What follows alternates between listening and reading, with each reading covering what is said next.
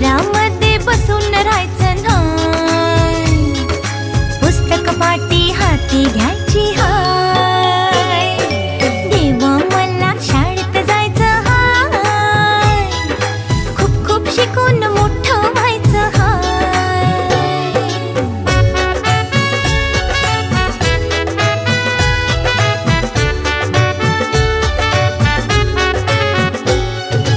उजेडाचा मार्ग दाखवा,